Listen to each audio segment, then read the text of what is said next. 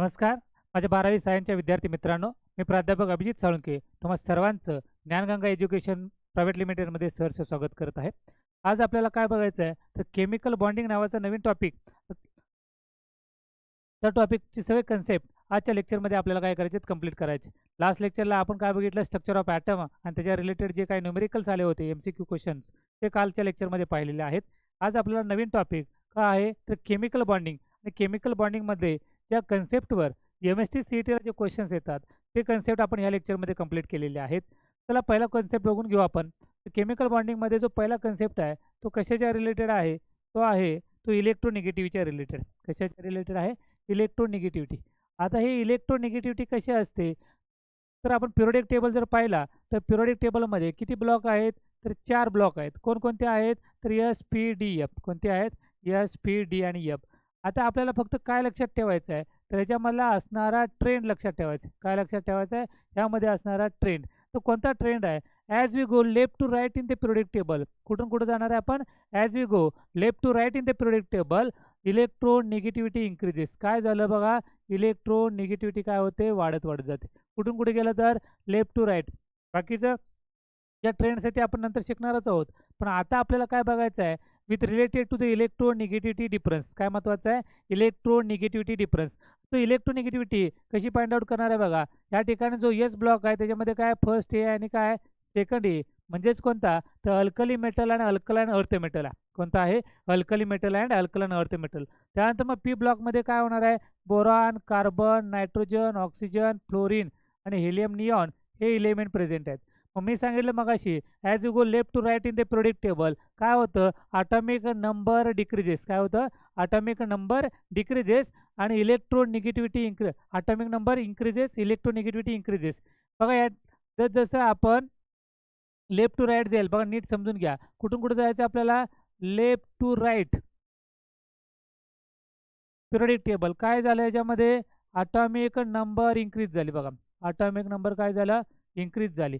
Atomic number increase झाले. दुसरं काय झालं? Atomic size. ॲटॉमिक साईज काय झाली? ॲटॉमिक साईज डिक्रीज झाली. ॲटॉमिक साईज काय झाली? Decrease. Atomic number increases, atomic size decreases. आणखी मी काय सांगितलं थर्ड पॉईंट, तो सांगितला इलेक्ट्रोनिगेटिव्हिटी. काय? इलेक्ट्रोनिगेटिव्हिटी काय होते? इन्क्रीज होते. ज्याची साईज कमी त्याची इलेक्ट्रोनिगेटिव्हिटी काय असते? जास्त असते. मग तोच कन्सेप्ट आपल्याला या ठिकाणी वापरायचा आहे. लेफ्ट टू राईट गेलं काय होतं? इलेक्ट्रोनिगेटिव्हिटी वाढत जाते. म्हणजे काय की इथं पाहिला आपण, इथं कोण आहे? लिथियम आहे, इथं कोण आहे? बेरिलियम आहे. तर हे इलेक्ट्रो पॉझिटिव्ह एलिमेंट आहेत. जसं आपण लेफ्ट टू राईट जाईल सगळ्यात मोस्ट इलेक्ट्रोनिगेटिव्ह एलिमेंट कोण आहे? तो आहे फ्लोरीन. तो काय आहे? फ्लोरीन. त्याच्या रिगार्डिंग आपल्याला एक कन्सेप्ट बघायचा आहे द रिलेशनशिप बिटवीन इलेक्ट्रोनिगेटिव्हिटी. काय बघायचं आपल्याला?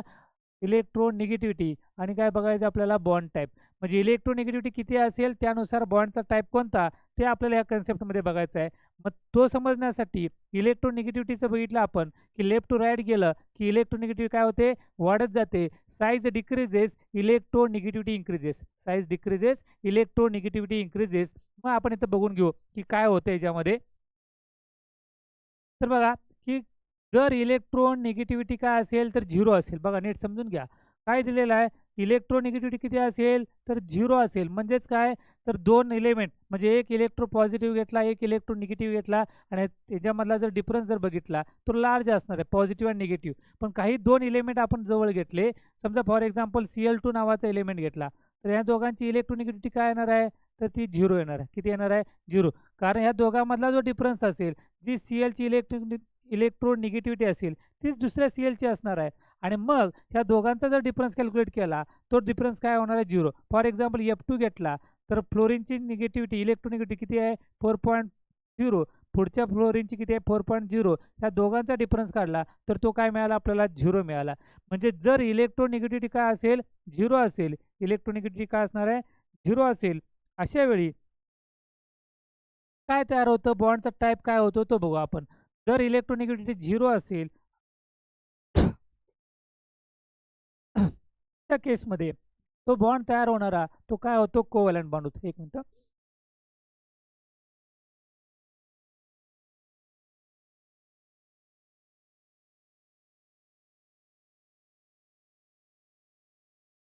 ओके. बघा जर इलेक्ट्रोनिगेटिव्हिटी डिफरन्स काय असेल 0 असेल तर तयार होणारा बॉन्ड काय तयार होतो कोव्हॅलंट बॉन्ड तयार होतो. ओके. जर इलेक्ट्रोनिगेटिव्हिटी डिफरन्स हा इंटरमिडिएट असेल काय असेल इंटरमिडिएट असेल तर तयार होणारा बॉन्ड टाईप हा काय असणार आहे पोलार कोव्हॅलंट असेल. का असेल पोलार कोव्हॅलंट. बघा इथे लिहितो मी तुम्हाला काय दिलेलं आहे इलेक्ट्रोनिगेटिव्हिटी डिफरन्स किती असेल 0 असेल. इलेक्ट्रोनिगेटिव्हिटी डिफरन्स काय असेल 0 असेल तर तयार होणारा बॉन्ड टाईप तो कसा तयार होतो तो असतो कोव्हॅलंट. तो काय असतो कोव्हॅलंट. जर दोघांमधला जर डिफरन्स कसा असेल इंटरमिडिएट असेल. का असेल इंटरमिडिएट. तर इंटरमिडिएट डिफरन्स असेल तर तयार होणारा कंपाऊंड किंवा बॉन्ड टाईप हा कसा असतो तो असतो पोलार कोव्हॅलंट. का असतो तो पोलार कोव्हॅलंट. आणि जर इलेक्ट्रोनिगेटिव्हिटी डिफरन्स जर काय असेल लार्ज असेल तर तयार होणारा बॉन्ड टाईप हा काय असतो आयोनिक बॉन्ड असतो. तो काय असतो आयोनिक बॉन्ड.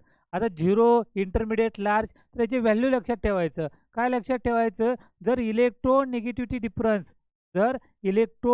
डिफरन्स 0.4 पेक्षा कमी असेल. बघा काय सांगतो मी जर इलेक्ट्रोनिगेटिव्हिटी डिफरन्स 0.4 पेक्षा कमी असेल तर तयार होणारा बॉन्ड टाईप हा काय असणार आहे कोव्हॅलंट असेल. तो काय असेल कोव्हॅलंट. जर काय इलेक्ट्रोनिगेटिव्हिटी डिफरन्स हा 0.4 टू 1.7 ह्या रेंजमध्ये असेल. किती 1.4 टू 0.4 टू 1.7 ह्या रेंजमध्ये असेल तर तयार होणारा जो बॉन्ड आहे तो काय असणार आहे पोलार कोव्हॅलंट असेल. आणि आयोनिक बॉन्ड जर इलेक्ट्रोनिगेटिव्हिटी डिफरन्स 1.7 पेक्षा काय असेल जास्त असेल तर तयार होणारा जो बॉन्ड टाईप आहे तो कसा तयार होतो आयोनिक बॉन्ड होतो. याच्यावर तुम्हाला क्वेश्चन विचारतील काहीतरी एलिमेंट दिले जाईल किंवा काही कंपाऊंड दिलं जाईल आणि तुम्हाला विचारलं जाईल की कोणता आहे कोणता बॉन्ड तयार होतो कोव्हॅलंट बॉन्ड पोलार बॉन्ड किंवा आयोनिक बॉन्ड. काही वेळेला याच्यावर काय क्वेश्चन विचारतात किती पर्सेंट तयार झालं 50% 30% 20%. तर त्याच्या रिगार्डिंग सुद्धा याच्यामध्ये काय येतात क्वेश्चन्स येतात. जर तुम्हाला इलेक्ट्रोनिगेटिव्हिटी डिफरन्स जर तुम्हाला दिली आणि ती जर इलेक्ट्रोनिगेटिव्हिटी डिफरन्स हे 0.4 ते 1.7 यांच्या जर मध्ये असेल तर लक्षात ठेवायचं तयार होणारं कॅरेक्टर हे किती पर्सेंट असतं ते असतं 50%. या दोघांच्या मध्ये जर असेल तर तो तयार होणारा जो कॅरेक्टर आहे पोलार बॉन्ड टाईप तो किती येणार आहे तो 50% येणार आहे. बघा कसं आहे की जर आपण झिरोकडे गेलो इलेक्ट्रोनिगेटिव्हिटी काय तर 0 साईडला गेलं तर कोव्हॅलंट कॅरेक्टर काय होते वाढत जातं. कोणतं कॅरेक्टर वाढतं कोव्हॅलंट कॅरेक्टर. आणि जर इलेक्ट्रोनिगेटिव्हिटी डिफरन्स वाढला तर आयोनिक कॅरेक्टर काय होतं इन्क्रीज होतं. त्याच्या रिगार्डिंग काहीतरी क्वेश्चन्स भेटतील आपल्याला. आपण ते नेक्स्ट लेक्चरला बघू. चला पुढची कन्सेप्ट समजून घेऊ आपण. ओके. त्याच्यात दिलेलं आहे फॉर्मेशन ऑफ आयोनिक बॉन्ड आणि फॉर्मेशन ऑफ कोव्हॅलंट बॉन्ड. आपल्याला 2 बॉन्ड तयार करायचे आहेत. बघा एक कोणता बॉन्ड तयार करायचा आहे तर तो करायचा आहे आपल्याला आयोनिक बॉन्ड. आपण आधी आयोनिक बॉन्ड शिकू आणि नंतर मग कोव्हॅलंट बॉन्ड बघू. पहिल्यांदा काय तयार करायचं आहे ionic bond. Ionic bond ions. बघा आयन मध्ये परत 2 टाईप्स पडतात. कोणकोणते टाईप पडतात एक असतो कॅटायन. काय असतो आपल्याला कॅटायन. आणि दुसरा जो आहे तो काय असतो आनायन. कॅटायन म्हणजे काय ज्याच्यावर पॉझिटिव्हली चार्ज आहे त्याला म्हणायचं कॅटायन आणि ज्याच्यावर काय असेल निगेटिव्हली चार्ज असेल त्याला काय म्हणायचं आनायन. आता आपण हे एक्झाम्पल घेऊन आपण सॉल्व्ह करू. बघा काय दिलेलं आहे पहिल्यांदा Na दिलेला आहे. Na म्हणजे काय सोडियम. सोडियमचा ॲटॉमिक नंबर आपल्याला माहिती आहे किती आहे तो तर ॲटॉमिक नंबर आहे 11. किती आहे त्याचा ॲटॉमिक नंबर 11. इलेक्ट्रॉनिक कॉन्फिगरेशन काय येणार आहे बघा 1s2 2s2 2p6 3s1. बघा हे कॅल्क्युलेट करा काउंट करा किती होतात 11. म्हणजे इलेक्ट्रॉनिक कॉन्फिगरेशन कुणाचं पाहतोय आपण सोडियमचं. काय मिळालं आपल्याला 1s2 2s2 2p6 and 3s1. आणि सेम आपल्याला कोणाचं बघायचं आहे तर Clचं बघायचं आहे. तर Clचा ॲटॉमिक नंबर किती आहे तर तो आहे 17. किती आहे तो 17. आणि इलेक्ट्रॉनिक कॉन्फिगरेशन ऑफ Cl काय आहे 1s2 2s2 2p6 3s2 3p5. किती आलं हे 3p5. हे इलेक्ट्रॉन काउंट केलं तर किती होतात 17. आता आपल्याला माहित पाहिजे काय ऑक्टेट रूल. कोणता रूल ऑक्टेट रूल. आता सोडियमला त्याचं ऑक्टेट कंप्लीट करायचं असेल तर कुठंपर्यंत काय बघा 1s2 2s2 आणि 2p6 शेवटच्या सेलमधला इलेक्ट्रॉन किती इलेक्ट्रॉन आहेत 1 इलेक्ट्रॉन आहे. तो जर त्यानं लूज केला काय केला इलेक्ट्रॉन लूज केला तर त्याचं काय कंप्लीट होतं ऑक्टेट कंप्लीट होतं. किंवा 7 इलेक्ट्रॉन दुसऱ्याकडून घेतलं तरी ऑक्टेट कंप्लीट होतं. पण पॉसिबिलिटी काय आहे? सिंपल पॉसिबिलिटी 1 इलेक्ट्रॉन डोनेट करण्याची. मीन्स मग काय करतं सोडियम? सोडियम काय करतं? 1 इलेक्ट्रॉन काय करतं? डोनेट करतं. लास्ट लेक्चरलाच बघितलं, जर इलेक्ट्रॉन जर दुसऱ्याला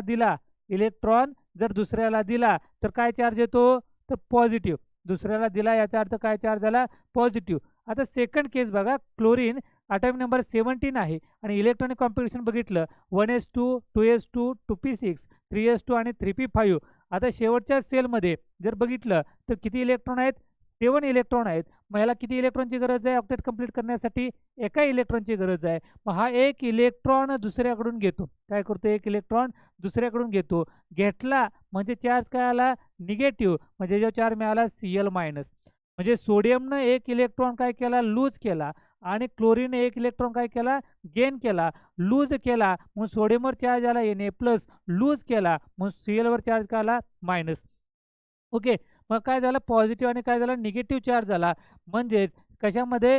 हे Na प्लस आणि Cl मायनस मध्ये जे अट्रॅक्शन होतं, जे अट्रॅक्शनला काय म्हटलं जातं?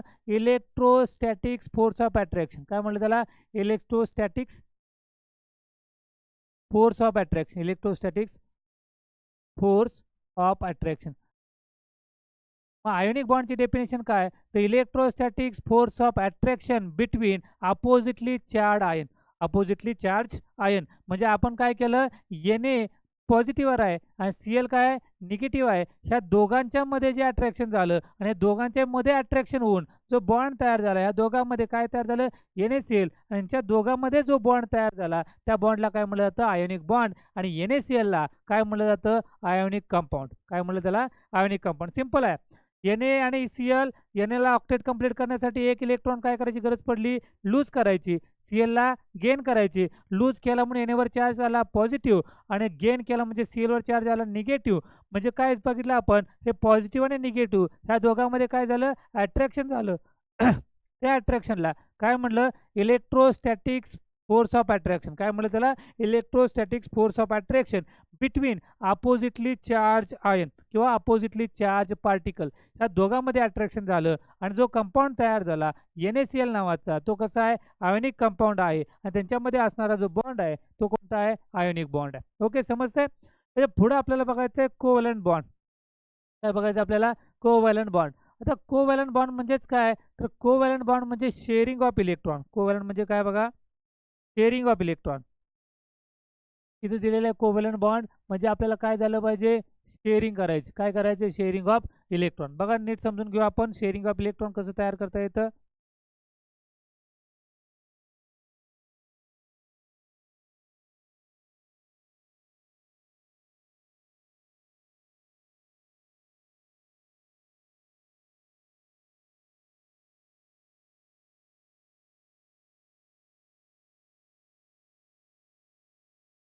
ओके, शेअरिंग ऑफ इलेक्ट्रॉन आपल्याला बघायचा.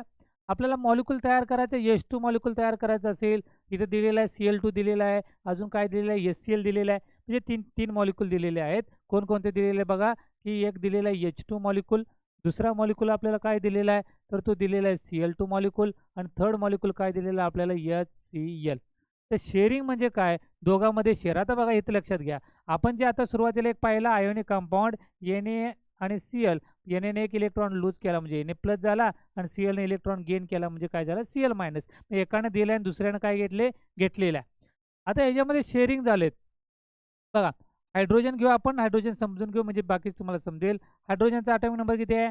1 आहे आणि इलेक्ट्रॉनिक कॉन्फिगरेशन काय आहे याचं? 1s1. काय आहे याचं? 1s1. दुसरा हायड्रोजन घेतला कारण H2 मॉलिक्यूल तयार करायचा आहे. हायड्रोजन इज इक्वल टू 1 आणि याचं काय मिळालं आपल्याला? 1s1. म्हणजे डुप्लेट कंप्लीट करावं लागेल. काय करावं लागेल? डुप्लेट कंप्लीट करावं लागेल. मग बघा की काय करणार आहे? हा हायड्रोजन, त्याचा किती इलेक्ट्रॉन आहे? त्याच्यामध्ये हायड्रोजन आहे आणि त्याचा एक इलेक्ट्रॉन आहे. काय? त्याचा एक इलेक्ट्रॉन. आणि दुसरा एक घेतला मी काय?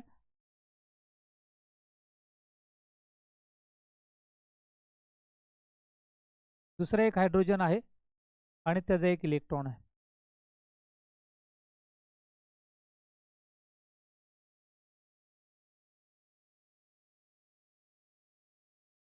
त्याचं 1 इलेक्ट्रॉन म्हणजे काय केलं प्रत्येकाने एक थोडंसं मी ओके हां समजतं. आता आता काय झालं बघा, या हायड्रोजनचे जे सर्कल जर बघितलं, त्या हायड्रोजनच्या सर्कलमध्ये किती इलेक्ट्रॉन आलेत? 2 इलेक्ट्रॉन आलेत. म्हणजे पहिल्या हायड्रोजनच्या सर्कलमध्ये जर बघितलं तर 2 इलेक्ट्रॉन आहेत आणि दुसऱ्या हायड्रोजनचे जर सर्कल बघितलं तर तिथे किती इलेक्ट्रॉन आहेत? 2 इलेक्ट्रॉन आहेत. याचाच अर्थ हा मॉलिक्यूल काय झाला या ठिकाणी? स्टेबल झाला. काय झाला यामध्ये? स्टेबल झाला. म्हणजेच काय झालं, शेअरिंग ऑफ इलेक्ट्रॉनमध्ये दोघाला गरज होती. काय होती? दोघाला एक इलेक्ट्रॉनची गरज होती आणि त्यांनी एकमेकाबरोबर काय केला? शेअर केला आणि एकमेकाबरोबर शेअर केल्यामुळं काय झालं? त्यांचं ऑक्टेट काय झालं? या ठिकाणी काय? डुप्लेट कंप्लीट झालं. सेम कशामध्ये जर बघितलं, Cl आणि Cl हे दोघं Cl एकत्र आल्यानंतर त्यांच्यामध्ये काय होते बघा, Clच्या सगळ्यात शेवटच्या सेलमध्ये किती इलेक्ट्रॉन आहेत? तर 7 इलेक्ट्रॉन. मग अशी बघितलं आपण तर अशा पद्धतीने दाखवलं बघा, 1 2 3 4 5 6 आणि काय 7 इलेक्ट्रॉन. त्याचे इलेक्ट्रॉन किती आहेत? 7 आहेत. 1 2 3 4 5 6 आणि 7. आता काय, हे Cl ला ऑक्टेट कंप्लीट करायचं असेल तर किती इलेक्ट्रॉनची गरज आहे? एका इलेक्ट्रॉनची गरज आहे. आणि ह्याही Cl ला ऑक्टेट कंप्लीट करायचे असेल तर किती इलेक्ट्रॉनची गरज आहे? एका इलेक्ट्रॉनची गरज आहे. मग अशा केसमध्ये काय होतं बघा, या ठिकाणी दिलेलं आहे की Cl वर इथं काय आहेत? 7 इलेक्ट्रॉन. ह्याही Cl वर किती इलेक्ट्रॉन आहेत? 7 इलेक्ट्रॉन. हे दोघे एकत्र येतात. Cl काय येतात? दोघे एकत्र येतात. बघा या ठिकाणी दाखवतो तुम्हाला कसं तयार होतं ते. हे दोघं एकत्र आले, Cl प्लस Cl. मग आता बघा, हा Cl पहिला, त्याचे इलेक्ट्रॉन बघा 1 2 3 7 इलेक्ट्रॉन झाले. दुसऱ्या Cl घेतला मी, हा Cl 1 2 3 4 5 6 आणि त्या आला 7 इलेक्ट्रॉन. काय आला? 7 इलेक्ट्रॉन. आता बघा, यांचं जे मी ऑर्बिट कंप्लीट करतोय बघा, हे ऑर्बिट बघा या पद्धतीनं.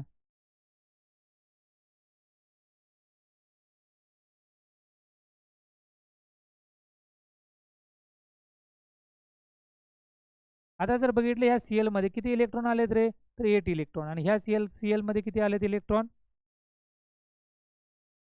8 इलेक्ट्रॉन. म्हणजे काय झालं, शेअरिंग केल्यामुळे त्यांच्यामध्ये इलेक्ट्रॉन काय झाले? फुलफिल झाले.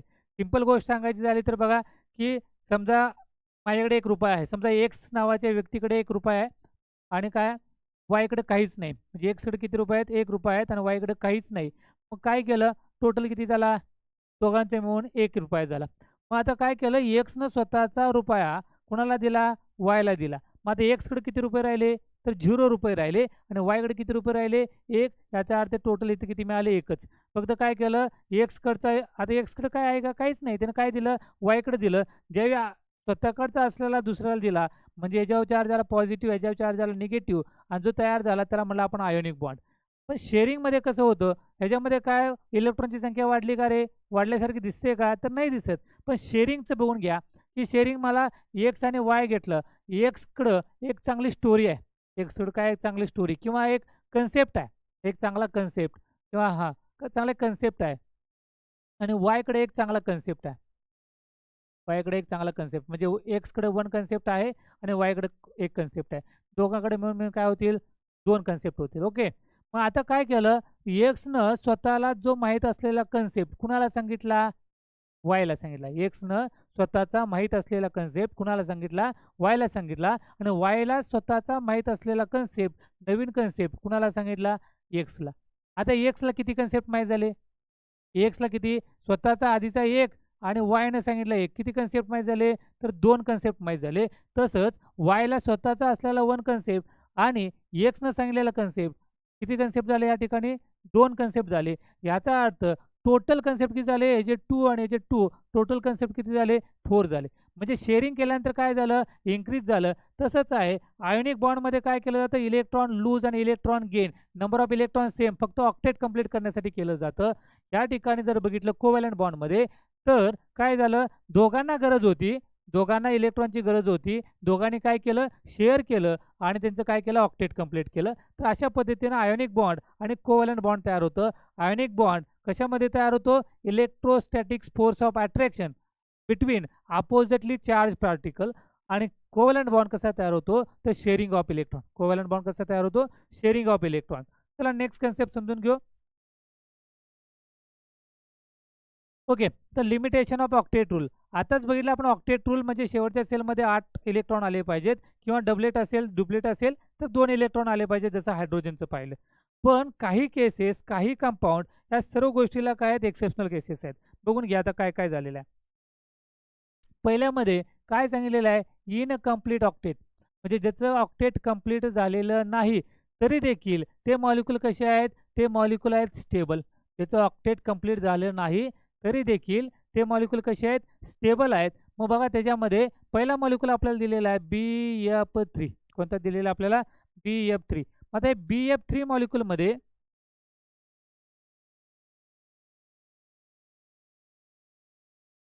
BF3 कसं दिसतंय रे स्ट्रक्चर हे, तर अशा पद्धतीनं बी, इथे एफ, इथे एफ आणि इथे एफ. तर बी हा सेंट्रल मेटल ॲटम्स आहे. तर त्याच्या सराउंडिंगमध्ये किती इलेक्ट्रॉन आले बघा, एक बॉन्ड तयार होण्यासाठी किती इलेक्ट्रॉनची गरज आहे, 2 इलेक्ट्रॉनची गरज आहे. किती बॉन्ड प्रेझेंट आहेत, 3 बॉन्ड प्रेझेंट आहेत. म्हणजे टोटल इलेक्ट्रॉन किती मिळाले आपल्याला, 6 इलेक्ट्रॉन मिळाले. किती इलेक्ट्रॉन मिळाले आपल्याला, 6 इलेक्ट्रॉन. म्हणजे 6 इलेक्ट्रॉन ऑक्टेट कंप्लीट झालं का, नाही. तरी देखील BF3 मॉलिक्यूल काय झाला, स्टेबल झाला. पुढचे एक्झाम्पल बघा, BeCl2. BeCl2 असं स्ट्रक्चर तयार झालं, BeCl2. आता याच्या सराउंडिंगमध्ये बघा किती इलेक्ट्रॉन आहेत, 2 बॉन्ड, म्हणजेच किती इलेक्ट्रॉन झाले, 4 इलेक्ट्रॉन. त्याच्या सराउंडिंगमध्ये बीईच्या किती इलेक्ट्रॉन आहेत, 4 इलेक्ट्रॉन. तरी देखील BeCl2 कसा मॉलिक्यूल आहे, स्टेबल मॉलिक्यूल आहे.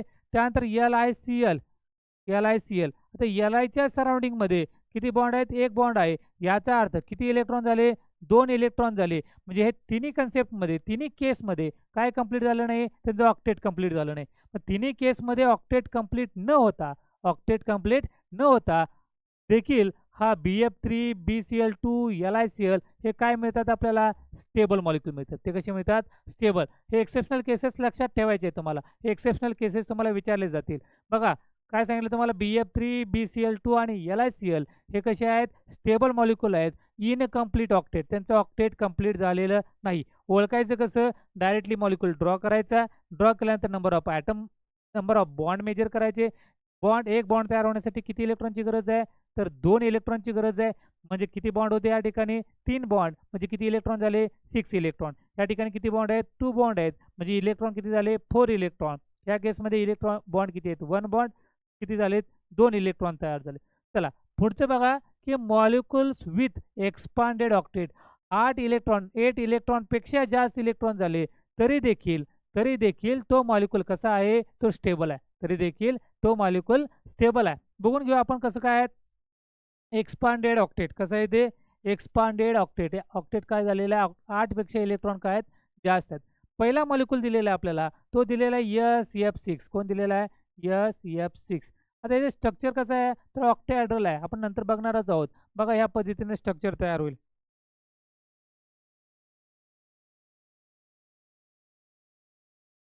Yes, yep, yep, yep. बघा किती आहेत, क्लोरीन किती आहेत आपल्याकडे, 6. आपण 6 दाखवले. ओके, मगाची कन्सेप्ट सेम, वेगळे काय वापरायचे आहेत का, नाही. आता मला सांगा किती नंबर ऑफ इलेक्ट्रॉन्स असतील याच्यामध्ये, व्हॅलेन्स इलेक्ट्रॉन. हा कोण आहे, सल्फर, सेंट्रल आहे. त्याच्या सराउंडिंगमध्ये किती व्हॅलेन्स इलेक्ट्रॉन बघा, 1 2 1 2 3 4 5 आणि 6. 6 बॉन्ड म्हणजे किती इलेक्ट्रॉन झाले याच्यामध्ये, तर ते झाले 12 इलेक्ट्रॉन. किती इलेक्ट्रॉन झाले, 12. म्हणजे 8 पेक्षा किती आहेत, जास्त आहेत. याचा अर्थ तो काय झाला, एक्सपांडेड ऑक्टेट झाला. पुढचं बघा, PCl5. काय बघायचं आपल्याला, PCl5. बघा फॉस्फरस 1 2 3 4 आणि 5. किती दिलं बघा, इथं Cl, इथं Cl हे 5. किती बॉन्ड मिळाले आपल्याला, 1 2 3 4 5. 5 बॉन्ड म्हणजेच किती इलेक्ट्रॉन झाले, 10 इलेक्ट्रॉन. किती इलेक्ट्रॉन झाले, 10 इलेक्ट्रॉन. तसंच पुढचं H2SO4चं पण आहे. अशा पद्धतीनं आपण बघितलं की कोणता मॉलिक्यूल इनकम्प्लीट ऑक्टेट आहे, कोणता मॉलिक्यूल एक्सपांडेड ऑक्टेट आहे, हे ओळखण्यासाठी ही सिंपल ट्रिक्स आहे. आणि मग जर इनकम्प्लीट ऑक्टेट असेल तर हे 3 मॉलिक्यूल BF3, BeCl2, LiCl हे तरी देखील स्टेबल आहेत. तसं एक्सपांडेड 8 इलेक्ट्रॉनपेक्षा सुद्धा जास्त इलेक्ट्रॉन जरी असतील तरी देखील SF6, PCl5, H2SO4 हे स्टेबल मॉलिक्यूल आहेत. शेवटचा याच्यामधला पॉईंट जो काय म्हणतात त्याला की लिमिटेशन ऑफ ऑक्टेट रूल, तर तो कोण आहे, तर तो आहे ऑड इलेक्ट्रॉन. तर ऑड इलेक्ट्रॉन बघा सिंपल आहे, काउंट केले की आपल्याला समजते की ऑड इलेक्ट्रॉन कसा आहे. तर नायट्रोजन बघा आणि ऑक्सिजन. नायट्रोजन बघा शेवटच्या सेलमध्ये किती इलेक्ट्रॉन आहेत बघा, नायट्रोजनचा ॲटॉमिक नंबर किती आहे, तर ते 7. किती आहे तो, ओके 7. आणि मग इलेक्ट्रॉन बघा याच्यामध्ये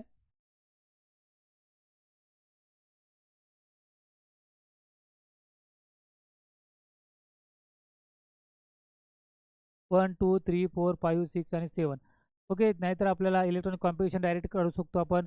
1s2 2s2 आणि काय मिळालं 2p3 मिळालं. म्हणजे शेवटच्या सेलमध्ये किती मिळाले 5 इलेक्ट्रॉन मिळाले. ऑक्सिजनचं किती ॲटॉमिक नंबर किती आहे 8 आहे. आणि इलेक्ट्रॉनिक कॉम्पिटिशन काय म्हणणार आपल्याला 1s2 2s2 2p किती मिळालं 4. शेवटच्या सेलमध्ये किती इलेक्ट्रॉन आहेत 6 इलेक्ट्रॉन आहेत. बघा मग नायट्रोजन घेतले शेवटच्या इलेक्ट्रॉनमध्ये 1 2 3 4 आणि 5. त्याच्यामध्ये कोण आहे ऑक्सिजन आहे आणि त्याचे इलेक्ट्रॉन किती आहेत 6 आहेत. 1 2 3 4 5 आहे 6. आता किती जरी हा बघितला तर काय झालं आपल्याला ऑड इलेक्ट्रॉन झालं. काय मिळालं आपल्याला हे ऑड इलेक्ट्रॉन. जर ऑड इलेक्ट्रॉन असेल तर या दोघांमध्ये तरी देखील हे मॉलिक्युल म्हणजे एक इलेक्ट्रॉन राहणार आहे तसा शिल्लक जर बॉन्डिंग केलं तरी देखील. म्हणून तरी देखील हा ऑड इलेक्ट्रॉन मॉलिक्युल आहे NO असेल किंवा कोण असेल NO2 असेल. NO आणि NO2 असेल. हे ऑड इलेक्ट्रॉन मॉलिक्युल असले तरी देखील ते कसे आहेत स्टेबल मॉलिक्युल आहेत. ते कसे स्टेबल. हे concept limitation of octet rule लक्षात ठेवायचं आहे. याच्यावर तुम्हाला MCQ येऊ शकतो. चला पुढचं बघायचं आपल्याला VSEPR theory and geometry of a some molecular ions. हे व्यवस्थित करावं लागेल. तुम्हाला मी याच्या काही ट्रिक सांगतो. हा पूर्ण चार्ट जो आहे तो पूर्ण चार्ट तुम्हाला लर्न असला पाहिजे तर आणि तरच तुम्हाला कोणाचं विचारलं की जी इलेक्ट्रॉन पेअर जॉमेट्री काय आहे किंवा मॉलिक्युल जॉमेट्री काय आहे. मॉलिक्युल जॉमेट्रीलाच काय म्हटलं जातं तर शेप म्हटलं जातं. अशा गोष्टी तुम्हाला आल्या पाहिजेत. हे थोडंसं आपण डिटेल थोडंसं बघू मग तुम्हाला समजेल. बघा काय केलंय नंबर ऑफ इलेक्ट्रॉन पेअर नीट समजून घ्या. काय दिलेले आहेत नंबर ऑफ इलेक्ट्रॉन पेअर किती दिलेले आहेत आपल्याला 2 दिलेले आहेत. काय दिलेले आहेत तुम्ही फक्त व्यवस्थित कन्सेप्ट समजून घ्या. हे थोडासा नंबर ऑफ इलेक्ट्रॉन पेअर 2 आहेत. त्याच्यामध्ये काय दिले नाहीत कोणताही नंबर ऑफ काय number of electron pair lone pair त्याच्यामध्ये काय प्रेझेंट नाही लोन पेअर प्रेझेंट नाही. Total number of bonding pair म्हणजे किती बघा बघा त्यानुसारच आपण तयार करू. नंबर ऑफ इलेक्ट्रॉन पेअर किती आहेत number of electron pair total electron pair म्हणजेच lone pair plus bond pair किती मिळाले आपल्याला 2 मिळाले. Lone pair plus bond pair. मग लोन पेअर किती आहेत तर लोन पेअर किती आहेत 0 आणि त्यानंतर काय बघायचं आपल्याला बॉन्ड पेअर किती आहेत तर बॉन्ड पेअर 2 आहेत. मग जर काय नंबर ऑफ टोटल पेअर किती मिळाल्या आपल्याला 2 मिळाल्या तर 2 मिळाल्यानंतर त्याची जॉमेट्री कशी असते लिनियर असते. कशी असते लिनियर. जर एखाद्या मॉलिक्युलमध्ये लोन पेअर नसेल एखाद्या मॉलिक्युलमध्ये लोन पेअर नसेल तर जी इलेक्ट्रॉन पेअर जॉमेट्री असते जी electron pair geometry electron pair geometry तेच त्याची काय असते ती मॉलिक्युलर जॉमेट्री असते. ती काय असते मॉलिक्युलर जॉमेट्री. मॉलिक्युलर जॉमेट्री म्हणजे काय तर तो असतो शेप. मॉलिक्युलर जॉमेट्री म्हणजेच काय शेप. मी काय सांगतोय बघा कन्सेप्ट नीट समजून घ्या. जर एखाद्या मॉलिक्युलमध्ये काय नसेल तर लोन पेअर एक्झिस्ट करत नसेल लोन पेअर एक्झिस्ट करत नसेल अशा वेळेला जी इलेक्ट्रॉन पेअर जॉमेट्री आहे तीच त्याची काय असते मॉलिक्युलर जॉमेट्री असते. तीच त्याची मॉलिक्युलर जॉमेट्री असते. म्हणजे आता हे बघा इलेक्ट्रॉन पेअर जॉमेट्री काय मिळाले आपल्याला लिनियर म्हणजे मी काय सांगितलं ते सेम असते. याचा अर्थ इथेही काय झाला आपला लिनियर मॉलिक्युल. फॉर एक्झाम्पल काय बघायचं आहे CO2 नावाचा मॉलिक्युल आहे. काय दिलेला आहे CO2 म्हणजे कसं दिसतं बघा C डबल बॉन्ड O आणि C डबल बॉन्ड O कसा दिसतोय आपल्याला लिनियर असेल. किंवा BeBr2 कसा आहे या ठिकाणी आला Br या ठिकाणी काय आला Br म्हणजे काय झाला BeBr2 झाला. म्हणजे हे स्ट्रक्चर दिसताना आपल्याला कसं दिसतंय तर लिनियर दिसते. कसं दिसते लिनियर. आणि म्हणून त्याची जॉमेट्री पण तेच आहे म्हणजे इलेक्ट्रॉन पेअर जॉमेट्री आणि मॉलिक्युलर जॉमेट्री पण सेम आहे. जर लोन पेअर त्याच्यामध्ये एक्झिस्ट नसतील तर. पुढे बघा 3 number of total number of electron pair किती घेतले आपण 3 घेतले. त्याच्यामध्ये काय प्रेझेंट नाही लोन पेअर प्रेझेंट नाही. आपण सुरुवातीला जे बघणार आहे ज्याच्यामध्ये लोन पेअर प्रेझेंट नाही असे एक्झाम्पल बघणार आहेत आणि त्यानंतर ज्याच्यामध्ये लोन पेअर प्रेझेंट आहेत असे एक्झाम्पल बघू. म्हणजे टोटल बॉन्ड पेअर किती मिळाले आपल्याला 3. या दोघांची जी ॲडिशन असते तेच काय असते total number of electron pair म्हणजे lone pair plus bond pair is equal to काय असतं total number of electron pair. म्हणजे 3 असेल तर ते जे स्ट्रक्चर तयार होतं ते तयार होतं ट्रायगोनल प्लेनर. काय तयार होतं ट्रायगोनल प्लेनर. आता बघा तेच तिकडे असणार आहे कारण ह्याच्यामध्ये लोन पेअर प्रेझेंट नाही. याचा अर्थ हाही काय होणार आहे ट्रायगोनल काय होणार आहे प्लेनर होणार आहे. एक्झाम्पल बघा BF3 मगाशी सॉल्व्ह केलं होतं आपण. तर हे B अशा पद्धतीचा मॉलिक्युल जो तयार झाला BF3 हा काय तयार झाला ट्रायगोनल प्लेनर. म्हणजे बघा हे असा ट्रायगोनल तयार होतं. हा काय झाला ट्रायगोनल काय तयार झाला हा ट्रायगोनल प्लेनर. म्हणजे जे आता ह्याच्यामध्ये लोन पेअर नाही याचा अर्थ तो ट्रायगोनल प्लेनर झाला. एक्झाम्पल आपल्याला या ठिकाणी काय काय दिले आहेत बघा. इथं बघा BF3 दिलेला आहे, त्यानंतर काय आहे BCL3 आहे, त्यानंतर BH3, हे सगळे काय आहेत ट्रायगोनल प्लेनर आहेत. चला पुढचं एक्झाम्पल बघू आपण. तर काय दिलेलं आहे, जर काय असेल टोटल नंबर किती असेल 4 असेल, लोन पेअर 0 असेल, याचा अर्थ टोटल बॉन्ड पेअर किती झाले 4 झाले. टोटल बॉन्ड पेअर 4 असेल तर ते काय होतं टेट्राहायड्रल. काय होतं हे टेट्राहायड्रल, म्हणजे सेम मॉलिक्युल जिओमेट्री पण काय असणार आहे सेम, ती काय असणार TD म्हणजेच काय टेट्रा हायड्रोल हे जॉमेट्री असेल. कोणकोणता मॉलिक्युल आहे तर तो आहे CH4 नावाचा मॉलिक्युल. कोण आहे तो CH4. कसं स्ट्रक्चर दिसेल ह्या पद्धतीचं मॉलिक्युल, हायड्रोजन इथं हायड्रोजन इथं हायड्रोजन इथं हायड्रोजन, आणि मग अशा पद्धतीनं मॉलिक्युल तयार झाला टेट्राहायड्रल. म्हणजे बघा या अशा पद्धतीच, म्हणजे हे काय दिसतंय बघा, या ठिकाणी हायड्रोजन प्रेझेंट आहे, इथं हायड्रोजन प्रेझेंट आहे, इथं हायड्रोजन प्रेझेंट, 3 हायड्रोजन झाले आणि ह्याच्या वर एक हायड्रोजन प्रेझेंट आहे. मग हे जे स्ट्रक्चर आपण जॉईन केलं, हे स्ट्रक्चर जॉईन, तर ते कसं दिसतं टेट्राहायड्रल सारखं दिसतं, म्हणजे ते टेट्राहायड्रल जॉमेट्री आहे. चला पुढचं बघा, याच्यामध्ये काय दिलेले आहेत 5 दिलेले आहेत. 5 नंबर असतील, total number of loan pair plus bond pair 5 असेल, लोन पेअर किती 0, बॉन्ड पेअर किती आहेत 5. जर 5 असेल, जर स्ट्रक्चर दिसतं ते दिसतं ट्रायगोनल बाय पिरॅमिडल, त्याला TBP म्हटलं जातं, ट्रायगोनल बाय पिरॅमिडल. इकडेही तेच राहील, ते काय राहणार आहे TBP, म्हणजेच काय ट्रायगोनल बाय पिरॅमिडल. कसं स्ट्रक्चर दिसतं ट्रायगोनल बाय पिरॅमिडलचं बघा. एक्झाम्पल एक बघू आपण, ट्रायगोनल बाय पिरॅमिडल PCl5, जे आता आपण स्ट्रक्चर बघितलं तेच बघा. इथं घेतला P आणि ह्या पद्धती, इथं आला Cl, इथं आला Cl, इथं आला Cl. बघा आता हे Cl Cl Cl, हे कसं दिसते रे, हे दिसते ट्रायगोनल प्लेनर. पण आपल्याला काय पाहिजे पिरॅमिडल, काय पाहिजे पिरॅमिडल. म्हणजे हा एक वरच्या साईडला काय असणार आहे Cl आणि खालच्या साईडला एक काय असणार आहे Cl. बघा नीट समजून घ्या, हे ट्रायगोनल प्लेनर. म्हणजे जर माझा हात जर पकडला आपण हा, तर ह्या ठिकाणी एका ठिकाणी काय आहे Cl आहे, ह्या ठिकाणी एक Cl आणि ह्या ठिकाणी एक Cl आहे. एकाच प्लेनमध्ये 3 Cl प्रेझेंट आहेत, एकाच प्लेनमध्ये काय आहेत 3 Cl प्रेझेंट आहेत, आणि एक वरच्या साईडला आहे असा आणि एक खालच्या साईडला, म्हणजे ते पिरॅमिड सारखा, वर एक आहे आणि खाली एक आहे. दोन आहेत, वर एक आणि खाली एक, प्लेन सोडून, म्हणजे अबाव द प्लेन एक आहे आणि बिलो द प्लेन एक आहे. म्हणून तो काय झाला, अबाव असेल किंवा बिलो असेल तर त्याला म्हणायचं पिरॅमिड. अबाव किंवा बिलो असेल तर त्याला काय म्हणायचं पिरॅमिड. किती आहेत अबाव आणि बिलो, तर 2 आहेत. 2 म्हणून त्याला काय म्हणलं बाय म्हणलं. म्हणजे काय झालं हे ट्रायगोनल आणि बाय पिरॅमिडल काय तयार झालं, हे ट्रायगोनल बाय पिरॅमिडल. आता 6 शेवटचा 0 आहेत, बॉन्ड पेअर किती प्रेझेंट आहेत तर 6 प्रेझेंट आहेत. किती प्रेझेंट आहेत 6, आणि 6 असेल तर त्याचं स्ट्रक्चर तयार होतं, ते असतं ऑक्टाहायड्रल. काय असतं ते ऑक्टाहायड्रल. मग ऑक्टाहायड्रलचं स्ट्रक्चरचा शेप बघा, काय दिलेला आपल्याला SF6 दिलेला आहे. काय दिलेला आहे SF6 बघून घ्या. म्हणजे SF6 यस, इथं काय मिळालं आपल्याला F, इथं F, इथं F आणि इथं F. ओके, हे काय झाले, हे हा जो स्ट्रक्चर दिसतोय ते काय आहे आपलं स्क्वेअर प्लेनर आहे. काय ते स्क्वेअर प्लेनर. आता मगाच्या सारखं आहे, इथं अबाव काय एक आहे F, इथं खाली काय F, आणि हे कसे आहेत काय झालेले आहेत एकमेकाला जॉईन झालेत. हे कसे झालेत एकमेकाला जॉईन झालेत.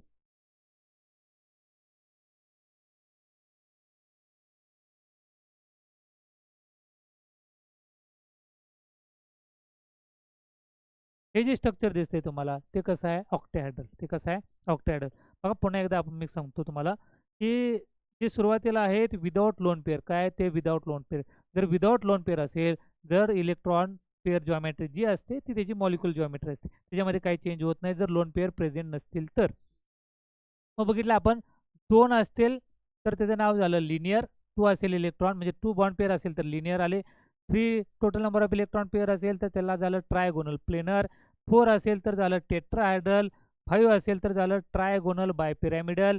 आणि 6 असेल तर काय लक्षात ठेवायचं आपल्याला ऑक्टाहायड्रल. हे जे सगळे बघितले याच्यामध्ये कुठेही लोन पेअर एक्झिस्ट करत नव्हता. म्हणून हे जी काय इलेक्ट्रॉन पेअर जॉमेट्री आहे तीच त्याची कोणती होती मॉलिक्युलर जॉमेट्री. जी इलेक्ट्रॉन पेअर जॉमेट्री आहे तीच काय मॉलिक्युलर जॉमेट्री. आता आपल्याला असे एक्झाम्पल बघायचे आहेत की ज्याच्यामध्ये काय प्रेझेंट आहेत तर लोन पेअर एक्झिस्ट करतात. काय एक्झिस्ट करतात लोन पेअर एक्झिस्ट करतात. असे क्वेश्चन आपल्याला काय बघायचे त्याचे एक्झाम्पल बघायचे सॉल्व्ह करायचे आहेत. चला हे समजलं असेल तर आपण पुढचा पार्ट कंटिन्यू करू.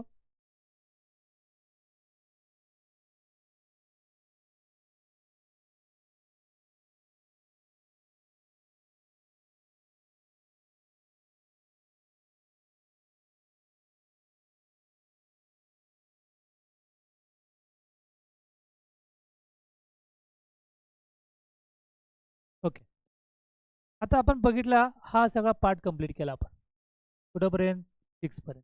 त्याच्यामध्ये लोन पेअर आहेत का? तर याच्यामध्ये बघा कुठेही लोन पेअर नाहीत. जे काय आहेत नंबर ऑफ इलेक्ट्रॉन म्हणजे टोटल नंबर ऑफ काय बॉन्डिंग पेअर आहेत ते ॲज इट इज बघितले. त्यानंतर ह्या ठिकाणी बघा लिनियर आहे, इथेही लिनियर आहे, trigonal planar, tetrahedral, trigonal bipyramidal, octahedral as it is same. ह्याच्यामध्ये काही फरक पडला नाही जर त्याच्यामध्ये लोन पेअर एक्झिस्ट नाही. आता आपल्याला एक्झाम्पल बघायचे ज्याच्यामध्ये काय प्रेझेंट आहे, लोन पेअर एक्झिस्ट करतं. काय करतं याच्यामध्ये? लोन पेअर एक्झिस्ट करतं. चला बघू आपण वन बाय वन हे सगळे एक्झाम्पल घेऊ. स्ट्रक्चर कसे तयार होतात तेही आपण बघू. ओके, पहिला जो दिलेला आहे तर 2 मध्ये लोन पेअरचा काही संबंध नाही. राहिला 3 आहे आणि 3 मध्ये लोन पेअर प्रेझेंट किती आहे? 1 आहे आणि बॉन्ड पेअर काय प्रेझेंट आहे? तर 2 प्रेझेंट आहे. बघा टोटल नंबर ऑफ काय electron pair, number of electron pair किती आहे? तर 3 आहेत. त्या 3 मध्ये एक कोण आहे? लोन पेअर आहे आणि 2 काय आहेत? Bond pair. आता हे 2 + 1 किती झाला? 3 झाला. याचा अर्थ बघा मगाशी शिकलो आपण 3 असेल टोटल नंबर ऑफ, तर इलेक्ट्रॉन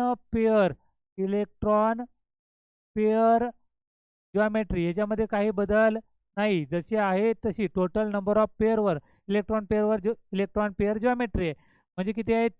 3 असेल. मग अशी बघितलं 3 असेल तर याचं काय असतं? Trigonal planar. काय असतं हे? ट्रायगोनल प्लेनर असतं. काय असतं हे? ट्रायगोनल प्लेनर आहे. मग पण आता काय झालं? ट्रायगोनल प्लेनर आहे परंतु त्याच्यामध्ये आता एक्झिस्ट कोण करते? लोन पेअर एक्झिस्ट करतोय. काय करतोय? लोन पेअर एक्झिस्ट करतोय. बघा आता कसं स्ट्रक्चर होतं या ठिकाणी दाखवतो की हा काय आहे?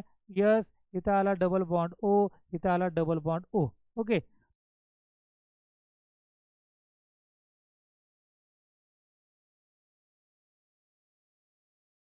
Yes, double bond O, double bond O. पण ह्याच्याकडे अजून काय प्रेझेंट आहे? तर लोन पेअर प्रेझेंट आहे. काय प्रेझेंट आहे? लोन पेअर प्रेझेंट आहे. पण लोन पेअर प्रेझेंट असल्यामुळं ते लोन पेअर आणि बॉन्ड पेअरचं काय होतं? रिपल्शन होतं. काय होतं याच्यामध्ये? लोन पेअर आणि बॉन्ड पेअरचं काय होतं? रिपल्शन होतं. आणि हे दोन्ही थोडेसे काय होतात? खालच्या साईडला बेंट होतात. काय होतात? खालच्या साईडला काय होतात? बेंट होतात. म्हणजे स्ट्रक्चर कसं दिसते बघा. यस, त्या साईडला असं ओ आणि ह्या साईडला काय दिसतं? ओ. आणि हे जे स्ट्रक्चर थोडं काय झालं? बिकॉज ऑफ लोन पेअर आणि बॉन्ड पेअर रिपल्शन, त्यामुळे काय झालं? ते स्ट्रक्चर कसं झालं? बेंट झालं. आणि बेंट झाल्यामुळं मग त्याचा आपण शेप बघितला. मग अशी शेप सांगितलं तुम्हाला. शेप म्हणजेच काय? तर मॉलिक्युलर जॉमेट्री. शेप म्हणजेच काय? तर मॉलिक्युलर जॉमेट्री.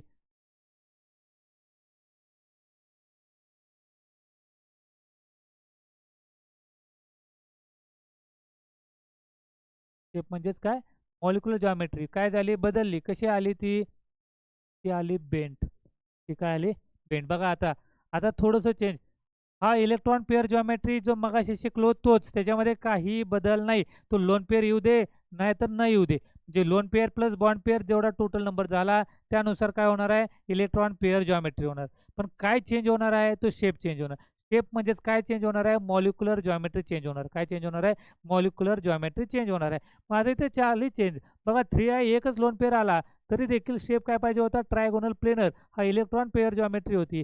मग मॉलिक्युलर जॉमेट्री आपल्याला काय मिळाली? तर ते मिळाली बेंड शेप मिळाली. काय मिळाली आपल्याला? बेंड शेप मिळाली. चला पुढचं बघून घ्या आता. 3 नंतर किती आहे? 4. 3 नंतर काय? 4. 4 घेतला. 4 असेल तर मग अशी बघितलं होतं काय स्ट्रक्चर आहे?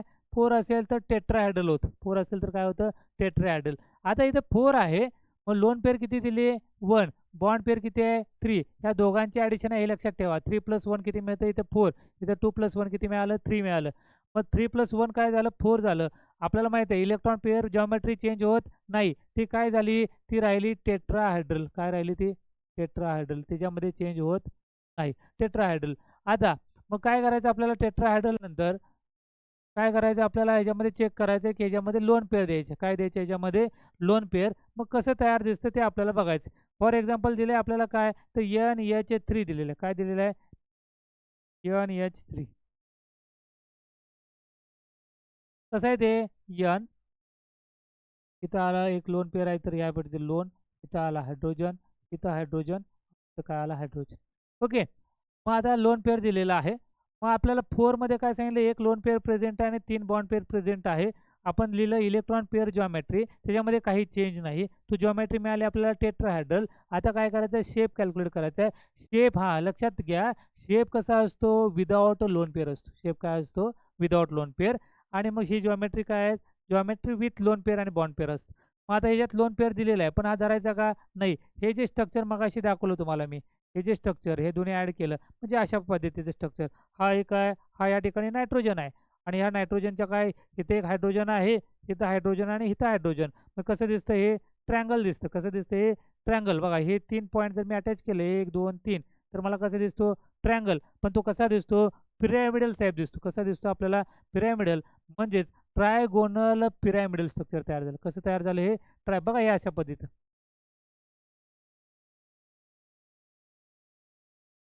हा काय झाला आपला, ट्रँगल आहे. हा ट्रँगल आहे आणि हा काय झाला, पिरॅमिड झाला. म्हणजे ह्याचं स्ट्रक्चर काय झालं, ट्रायगोनल ट्रायगोनल पिरॅमिडल.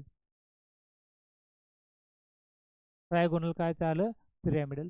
चला 4 असेल, एक बघितलं आपण.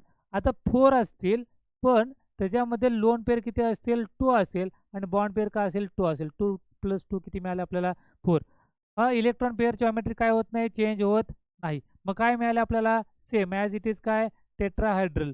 टेट्राहायड्रल जॉमेट्री मिळाली. आता 2 लोन पेअर आहेत. मग 2 लोन पेअर असेल तर मग अशी बघितलं आपण, ते स्ट्रक्चर ड्रॉ करायचं, वेगळं काही नाही. काय दिलेलं आपल्याला एक्झाम्पल, तर H2O नावाचा एक्झाम्पल दिले बघा. हे ऑक्सिजन आहे, याला काय प्रेझेंट आहे, हायड्रोजन. आणखी काय प्रेझेंट आहे, हायड्रोजन. ऑक्सिजनवर किती लोन पेअर प्रेझेंट आहे, तर 2 लोन पेअर प्रेझेंट आहे. म्हणजे ह्या पद्धतीने एक लोन पेअर आहे, एक लोन. इथं काय होणार आहे, लोन पेअर रिपल्शन होईल. काय होणार आहे, लोन पेअर रिपल्शन. त्यानंतर इथं काय होणार आहे, लोन पेअर बॉन्ड पेअरचं रिपल्शन होणार आहे. म्हणजे ह्या दोघांना कसं केलं जाईल, खाली ढकललं जाईल. म्हणजे हे स्ट्रक्चर कसं दिसणार आहे, तर ह्या फॉर्मॅटमध्ये दिसेल. कसं दिसेल, हे ह्या फॉर्मॅट. म्हणजे काय झालं, ते बेंट झालं. काय झालं, ते बेंट झालं. म्हणजे काय झालं, आपल्याला शेप मिळाला. काय मिळाला, बेंट शेप. काय मिळाला याच्यापासून, बेंट शेप. ओके, चला 4 संपलं. आता 5 समजून घ्या.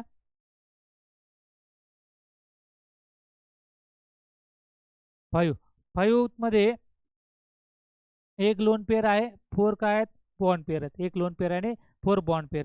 आता 5 असेल, स्ट्रक्चरचं नाव मगाशी सांगितलं. काय सांगितलं, ट्रायगोनल बाय पिरॅमिडल. काय, ट्रायगोनल बाय पिरॅमिडल. आता ट्रायगोनल बाय पिरॅमिडल स्ट्रक्चर मगाशी ड्रॉ करून दाखवलं तुम्हाला.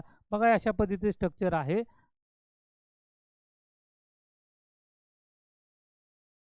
ठीक आहे, ट्रायगोनल बाय पिरॅमिडलचा. मग आता आपल्याला काय एक्झाम्पल दिले बघू आणि त्यानुसार काय तयार होतं बघू. तर काय दिलेलं एक्झाम्पल, SF4 दिले. काय दिलेलं आपल्याला, SF4. मग आता मी SF4 तयार करतो बघा ह्या स्ट्रक्चरमध्ये. जे सेंटर कोण आला, यस. आणि त्या ठिकाणी काय मिळालं आपल्याला, इथे एफ मिळाला, इथे एफ मिळाला,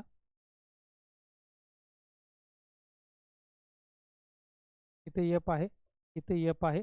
आणि किती लोन पेअर प्रेझेंट आहे, तर एक लोन पेअर काय आहे, या ठिकाणी प्रेझेंट आहे. आता हे जे स्ट्रक्चर आहे बघा, असं स्ट्रक्चर तयार झालं. हे जे स्ट्रक्चर आहे, तर ह्या फॉर्मॅटमध्ये तयार झालं. म्हणजे काय बघा, झालं. आता हे स्ट्रक्चर आहे.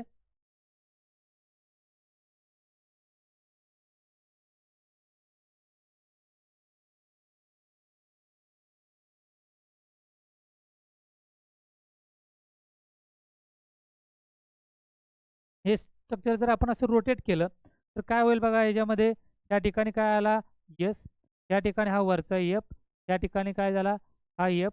हे 2 बघा, याला म्हणलं आपण 1, म्हणलं याला 2, पण ठीक आहे. इथं काय झाला, एफ. आणि हे काय झालं, एफ. आता हे कसं दिसतं रे स्ट्रक्चर आपल्याला, तर ते दिसते सीसॉ सारखं. कशासारखं, सीसॉ सारखं. म्हणजे असं वर खाली होणार, तसं हे सीसॉ सारखं स्ट्रक्चर तयार होतं. म्हणजेच काय, 5 मध्ये जर एक लोन पेअर आली तर जे शेप तयार होतो, हा जो शेप तयार झाला, तर तो काय लोन पेअर करायचे का, त्यात धरायचे नाही, धरायचे. मग काय झालं, हे स्ट्रक्चर झालं सी सॉ टाईप. कुठलं टाईप तयार झालं आपल्याला, सी सॉ टाईप. चला पुढचं बघावून घ्या. ह्याच ह्याच्यामध्येच कंप्लीट करता येईल आपल्याला. काय दिलेलं आहे, 5 असतील, 2 लोन पेअर असेल आणि काय असेल, 3 बॉन्ड पेअर असेल. इलेक्ट्रॉन पेअर जॉमेट्री चेंज होणार का, तर नाही होणार. ते राहणार आहे TBP, ट्रायगोनल बाय पिरॅमिडल. काय तयार होणार आहे, ट्रायगोनल बाय पिरॅमिडल. मग आता ट्रायगोनल बाय पिरॅमिडल झालं, तर आता बघा किती लोन पेअर घ्यायचे, 2 लोन पेअर घ्यायचे. बघा आता स्ट्रक्चर ड्रॉ करू आपण. ट्रायगोनल बाय पिरॅमिडल एक्झाम्पल काय दिले, 5 असेल 2 तर दिलेला आहे CF3 ClF3 दिलेला आहे, PrF3 ICl3. बघा काय घेतलं आपण, Clचं घेऊ आपण. Cl आहे आणि आपल्याला काय सांगितलं याच्यामध्ये, तर 2 लोन पेअर करायचे. मग मी काय 1 2 3 असा तयार झाला स्ट्रक्चर आणि या ठिकाणी बॉन्ड पेअर आहेत. आता याच्यामध्ये 2 लोन पेअर आहेत तर मी या ठिकाणी एक लोन पेअर एक्झिस्ट केली, त्या ठिकाणी एक लोन पेअर आहे, त्या ठिकाणी एक लोन पेअर आहे आणि काय ClF3 आहे मॉलिक्यूल. कोणता आहे? ClF3. म्हणजे ह्या ठिकाणी F, या ठिकाणी एक F दिला आणि ह्या ठिकाणी एक F. आता हे जे स्ट्रक्चर आहे बघा, आता हे स्ट्रक्चर मी असं आहे ते असं रोटेट केलं, हे जे असं आहे ते असं रोटेट केलं तर कसं तयार होईल बघा, ह्या पद्धतीनं. हा काय झाला Cl, इथं कोण मिळाला F, इथं कोण मिळाला F आणि ह्या साईडला काय मिळालं F. हे कसं दिसतंय स्ट्रक्चर आपल्याला, तर ते दिसतंय टी शेप. कोणत्या शेपमध्ये दिसते आपल्याला? T shape. म्हणजे जर 2 लोन पेअर प्रेझेंट असतील, 2 लोन पेअर प्रेझेंट असतील तर जे शेप तयार होतो तो शेप काय तयार होतो आपल्याला? टी शेप तयार होतो. काय तयार होतं याच्यामध्ये? टी शेप तयार होतो. पुढचं बघा, याच्यामध्ये 6 असेल तर काय 6 आहेत, एक काय त्याच्यामध्ये लोन पेअर आहेत आणि 5 काय आहेत बॉन्ड पेअर आहेत. 6 आहे म्हणून तो काय झाला? ऑक्टॅहेड्रल. 6 आहे म्हणून कोण झाला? ऑक्टॅहेड्रल. मग ऑक्टॅहेड्रल मगाच्या सारखं स्ट्रक्चर ड्रॉ करू. एक्झाम्पल काय दिले आपल्याला, तर BrF5. बघा BR हा सेंट्रल झाला, BR सेंटर. त्यानंतर या ठिकाणी काय मिळालं आपल्याला? F, या ठिकाणी F, इथं F, या ठिकाणी F. हे असं मॉलिक्यूल तयार झाला. आता वर एक आहे आणि खाली एक आहे. एका ठिकाणी काय प्रेझेंट आहे? आपले लोन पेअर प्रेझेंट आहे आणि एका ठिकाणी काय प्रेझेंट आहे आपल्याला? मॉलिक्यूल प्रेझेंट आहे. म्हणजे हा F, इथं लोन पेअर. आता कसं दिसतंय, हा हा टोटल मॉलिक्यूल दिसतोय, तो कसा दिसतोय? Square planar. काय दिसतोय? हा स्क्वेअर प्लेनर. आणि ह्याच्या वर मग अशी सांगितलं, हा स्क्वेअर असेल, हा स्क्वेअर असेल, त्याच्या वर इथं मॉलिक्यूल आहे म्हणजे तो काय झाला? पिरॅमिड झाला. काय झाला तो? पिरॅमिड. म्हणजे हा स्क्वेअर आणि हा काय झाला? पिरॅमिडल. म्हणजे ह्याचे जे शेप तयार झाला ऑक्टॅहेड्रल, एक इलेक्ट्रॉन काय असेल? एक लोन पेअर असेल तर जे स्ट्रक्चर तयार झालं ते झालं स्क्वेअर पिरॅमिडल. काय तयार झालं? Square pyramidal. आता शेवटचा 6 असेल, 2 इलेक्ट्रॉन लोन पेअर असतील आणि 4 बॉन्ड पेअर असेल, ती इलेक्ट्रॉन पेअर जॉमेट्री सेमच, ह्याच्यामध्ये काही चेंज नाही, ती झाली ऑक्टॅहेड्रल. मग आता याच्या बघा 4 मॉलिक्यूल दिला आपल्याला XeF4 म्हणजे Xe, या ठिकाणी F4 F F F F आणि हे जे तयार झालेलं स्ट्रक्चर आहे ते कसं दिसतं आपल्याला? तर स्क्वेअर प्लेनर दिसतं, कारण याच्यामध्ये कुठलाही पिरॅमिडल नाही, कारण 4च आहे. म्हणजे हा काय झाला? स्क्वेअर प्लेनर तयार झाला. काय तयार झाला? Square planar. तर हा टेबल लक्षात ठेवायला सोपा आहे. अशा पद्धतीने जर लक्षात ठेवला तुम्ही, कॅल्क्युलेशन थोडीशी बघितली या पद्धतीने, कॅल्क्युलेशन म्हणजे कन्सेप्ट तुम्हाला ह्याच्यामध्ये काय काय वापरल्या ते जर समजलं तर तुम्हाला हा टोटली चार्ट तुमच्या लक्षात राहतो.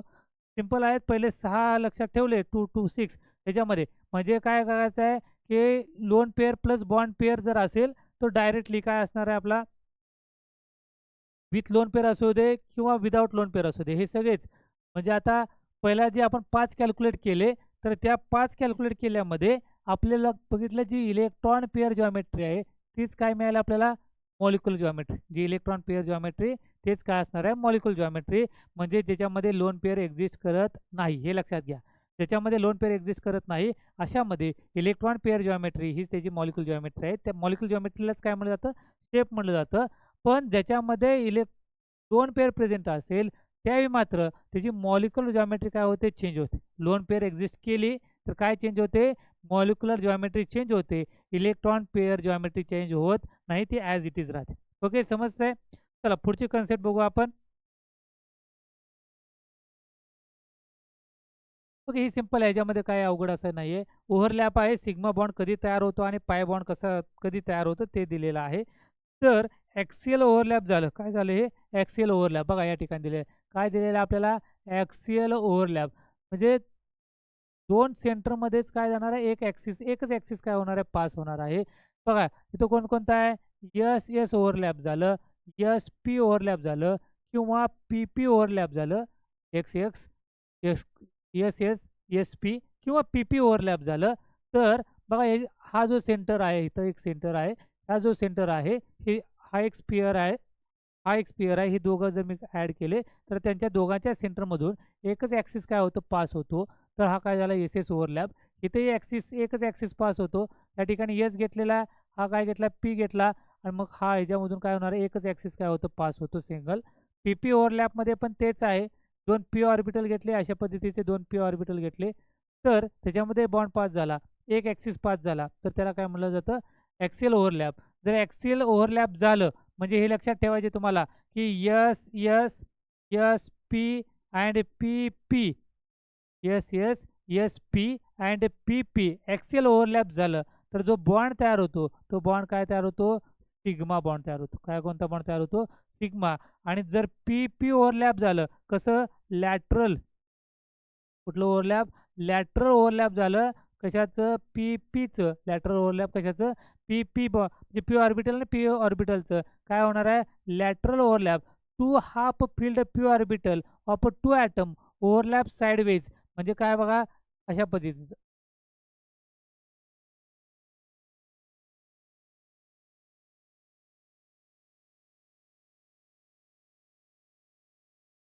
अशा पद्धतीचं जे ओव्हरलॅप झालं ह्या ठिकाणी ओव्हरलॅप झालं त्याला म्हटलं जातं लॅटरली ओव्हरलॅप. काय झालं हे, लॅटरली ओव्हरलॅप. तर तुमचा जो बॉन्ड तयार होतो तो तयार काय होतं, पाय बॉन्ड तयार होतो. जर लॅटरली ओव्हरलॅप झालं तर पाय बॉन्ड, आणि ॲक्सिली ओव्हरलॅप झालं तर सिग्मा बॉन्ड. सिग्मा बॉन्ड होण्यासाठी एस एचं ओव्हरलॅप होतं, एस पीचं होतं किंवा पी पीचं होतं. पण हे कसं झालं पाहिजे, ते झालं पाहिजे ॲक्सियल झालं पाहिजे. काय झालं पाहिजे, ॲक्सियल ओव्हरलॅप झालं तर सिग्मा बॉन्ड तयार होतो, आणि लॅटरल ओव्हरलॅप झालं तर पाय बॉन्ड तयार होतो. चला नेक्स्ट कन्सेप्ट बघू. ओके, इथे कंपॅरिझन दिलेलं आहे आपल्याला, सिग्मा बॉन्ड कशाला म्हणायचं, पाय बॉन्ड कशाला म्हणायचं. आता जे बघितलं की जे काय होणार आहे, इट इज फॉर्म व्हेन, काय सांगताय आपल्याला कधी तयार होईल, तर सिग्मा बॉन्ड आता शिकवलं तुम्हाला, axial overlap, internuclear axis. काय, it is a form when atomic orbital overlap along the internuclear axis जर झालं तर. आणि हे जर लॅटरल ओव्हरलॅप म्हणजेच काय, साइडवे ओव्हरलॅप झालं, जसं आता दाखवलं तुम्हाला ह्या पद्धतीचं जर ओव्हरलॅप झालं तर काय तयार होतं आपल्याला, साइडवेज म्हणजेच काय झालं, पाय बॉन्ड तयार झाला. पुढे बघा, इलेक्ट्रॉन डेन्सिटी काय सांगितलं आपल्याला, electron density is hi along the axis of molecule, म्हणजे काय, इंटर न्यूक्लिअर ॲक्सिस, याची डेन्सिटी काय, इलेक्ट्रॉन डेन्सिटी काय असणार आहे, हाय असेल. या ठिकाणी काय सांगितलंय, इलेक्ट्रॉन पाय बॉन्डमध्ये इलेक्ट्रॉन डेन्सिटी कशी असते, तर 0 असते. इलेक्ट्रॉन डेन्सिटी काय असते, 0 असते. का असते, कुठं, इंटर न्यूक्लिअर ॲक्सिसची, कारण ते काय झालेलं आहे, साइडवेज ओव्हरलॅप झालं. पर नेक्स्ट पॉईंट बघा, काय सांगितलं आहे, in the formation of sigma bond, sigma bond तयार होण्यासाठी the extend of overlap is a greater, hence more energy is release. म्हणजे सिग्मा बॉन्ड तयार होण्यासाठी काय होतं, हे तर एनर्जी काय होते, रिलीज होते. जास्त मॅक्झिमम अमाऊंट ऑफ एनर्जी काय होते, रिलीज होते, कारण ते ओव्हरलॅप काय होतं, एक्सटेंड ऑफ ओव्हरलॅप. आणि पाय बॉन्डमध्ये काय होणार आहे, साइडवेज ओव्हरलॅप असल्यामुळं त्याला काय लागते, कमी एनर्जी रिलीज होते. काय लागते, त्याला कमी एनर्जी लागते, कारण ओव्हरलॅप कसं असणार आहे बघा, सिग्मा आपण बघितलं तर हा एक झाला मॉलिक्यूल आणि त्याच्यावर दुसरा मॉलिक्यूल असा काय होणार आहे, ओव्हरलॅप झाला, पूर्णपणे काय झाला, ओव्हरलॅप झाला. मग त्या ठिकाणी जी एनर्जी काय झाली, जास्त अमाऊंटमध्ये रिलीज झाली. ओव्हरलॅप काय झालं, तर ग्रेटर अमाऊंट, पूर्ण मॉलिक्यूल काय झाला, ओव्हरलॅप झाला. पूर्ण मॉलिक्यूल काय झाला, ओव्हरलॅप झाला. हा एक मॉलिक्यूल आहे आणि हा दुसरा एक ॲटम आहे मॉलिक्यूल, हे दोघं ओव्हरलॅप झाले, म्हणजे पूर्णपणे ओव्हरलॅप झाल्यामुळं काय झालं, ग्रेटर ओव्हरलॅप, त्यामुळे एनर्जी काय लागली, जास्त अमाऊंटमध्ये एनर्जी तिथं काय झाली, रिलीज झाली. पण सिग्मा बॉन्डमध्ये काय झाले, खूप कमी अमाऊंट. आता पूर्ण मॉलिक्युलर ओव्हरलॅप झाला का, नाही, या एवढाच पार्ट काय झाला, ओव्हरलॅप झाला, कमी अमाऊंटमध्ये ओव्हरलॅप झालं, less overlap, less amount of energy release, less overlap, less amount of energy release, higher overlap किंवा greater overlap, greater amount of means large amount of energy काय झाली, रिलीज झाली. ओके, पुढं आता सांगितलं ते की सिग्मा बॉन्ड कधी तयार होतं, तर yes yes yes P and P P हे तिन्हीच ॲक्सियल ओव्हरलॅप झालं तर काय तयार होतं, सिग्मा बॉन्ड तयार होतो. आणि पाय बॉन्ड कधी तयार होतं, पी पी किंवा डी डी ऑर्बिटलचं काय झालं, लॅटरल ओव्हरलॅप झालं तर काय तयार होतं, पाय बॉन्ड तयार होतं. चला नेक्स्ट कन्सेप्ट बघून घेऊ आपण. ओके, याच्यामध्ये काय, टाइप्स ऑफ हायब्रिडायझेशन, हे सिंपल आहे. हायब्रिडायझेशन बघा, हायब्रिडेशन कॅल्क्युलेट करण्याचा फॉर्म्युला आहे, पण त्या फॉर्म्युल्यापेक्षा मी एक सिंपल ट्रिक सांगतो तुम्हाला, की फक्त काय करायचे, तुम्हाला इलेक्ट्रॉन काउंट करायचे आहेत आणि तुम्हाला हायब्रिडेशन डायरेक्टली सांगता येतं. म्हणजे तो एच इज इक्वल टू तो फॉर्म्युला आहे, तो फॉर्म्युला पाठ करायची गरज नाही, ते कॅल्क्युलेट करण्याची गरज नाही. विदिन सेकंड तुम्ही काय करू शकता, आपण कॅल्क्युलेट करू शकतो. आपण इथं आता कॅल्क्युलेट करून बघू. ओके, चला इथं काय दिलेलं आहे, SP3 हायब्रिडायझेशन, SP3 म्हणजे एक एस ऑर्बिटल असेल आणि पीचे किती ऑर्बिटल असतील, 3 ऑर्बिटल असेल. इथं मॉलिक्यूल काय दिलेलं आहे आपल्याला, CH4 दिलेलं आहे, मिथेन मॉलिक्यूल दिलेला आहे आणि यांचा अँगल दिलेला आहे किती, 109 डिग्री 28 मिनिट्स. बघा आता याच्यामध्ये CH4 स्ट्रक्चर ड्रॉ केलं मग याच्यासारखं.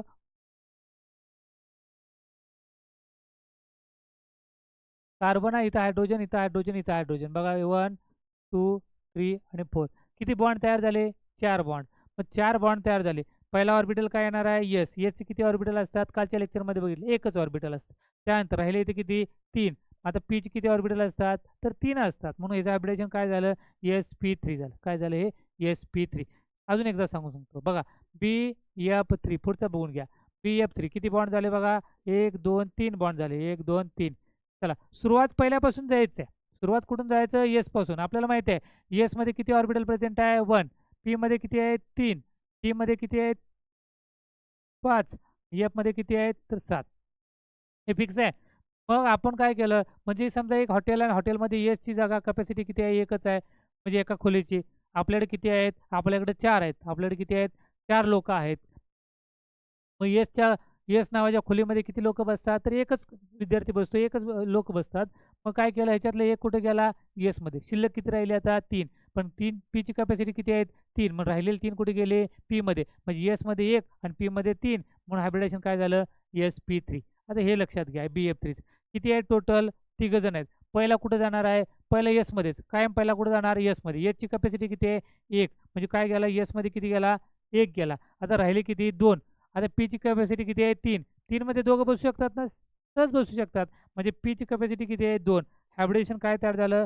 sp2 झालं. काय झालं? sp2. समजा मगाच्यासारखं काय असेल?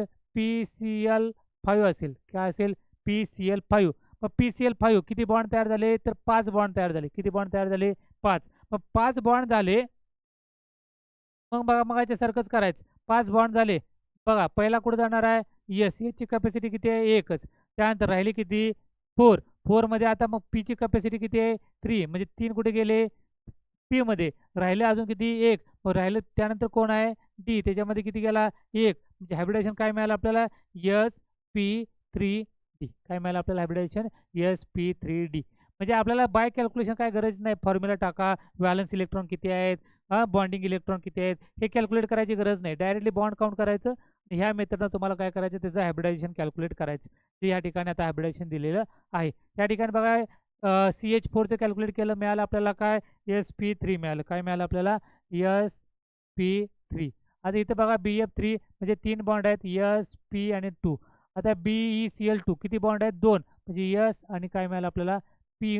हे हायब्रिडायझेशन मिळालं. कोणताही मॉलिक्यूल तुम्हाला दिला तर अशा पद्धतीने तुम्हाला काय कॅल्क्युलेट करू शकतो आपण? हायब्रिडायझेशन.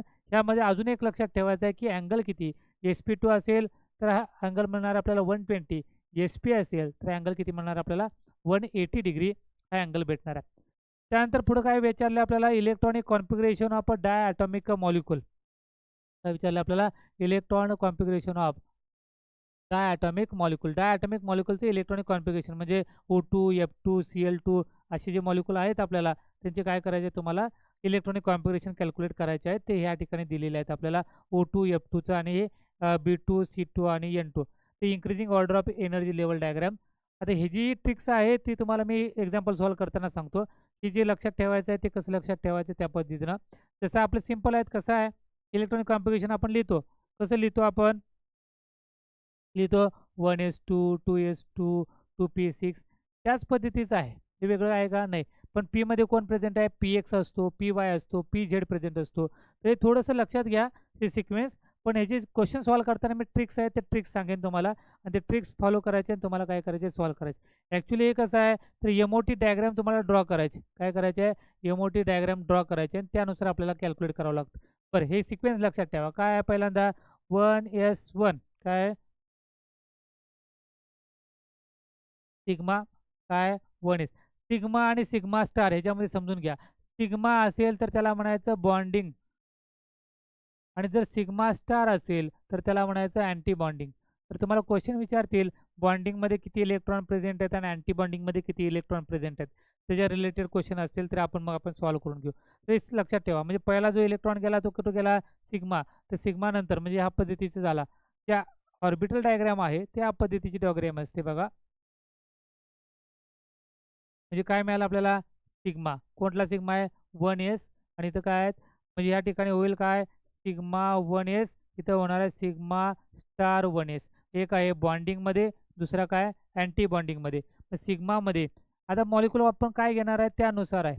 मॉलिक्यूल कोणता घेतो त्यानुसार हायब्रिडायझेशन का सॉरी इलेक्ट्रॉनिक कॉम्पिटिशन काय येईल. समजा मी काय घेतला की हायड्रोजनचा घेतला. काय घेतला हायड्रोजन. काय मॉलिक्यूलचा फॉर्म्युला आहे तर H2.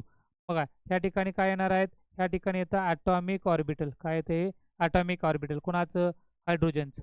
या ठिकाणी काय मिळालं आपल्याला अजून एक ॲटॉमिक ऑर्बिटल कोणाचा आहे हायड्रोजन. हे जो दिसतोय मधला पार्ट, तो मधला पार्ट कोण आहे तर तो आहे मॉलिक्युलर ऑर्बिटल. कोण आहे तो मॉलिक्युलर ऑर्बिटल. मग याच्यामध्ये हायड्रोजनचे इलेक्ट्रॉन किती आहेत 1 इलेक्ट्रॉन. ह्या हायड्रोजनचे इलेक्ट्रॉन किती आहेत 1 इलेक्ट्रॉन. इथं काय आहे एक ऑर्बिट, ते एक ऑर्बिट आहे. हे एक इलेक्ट्रॉन हा एक इलेक्ट्रॉन दोघं एक आले, या ठिकाणी काय झाले ॲड झाले. कुठे आले दोन्ही इलेक्ट्रॉन कुठे मिळाले आपल्याला बॉन्डिंगमध्ये मिळाले. कुठे मिळाले बॉन्डिंग. मग याला याचं घेतला किंवा ह्याच्या पुढचा इलेक्ट्रॉन घेतला तर अशाला ह्या पद्धतीच्या डायग्राम तुम्हाला काय करायचे तयार करून सॉल्व्ह करायचे आहेत. अजून एक डायग्राम तुम्हाला दाखवतो बघा.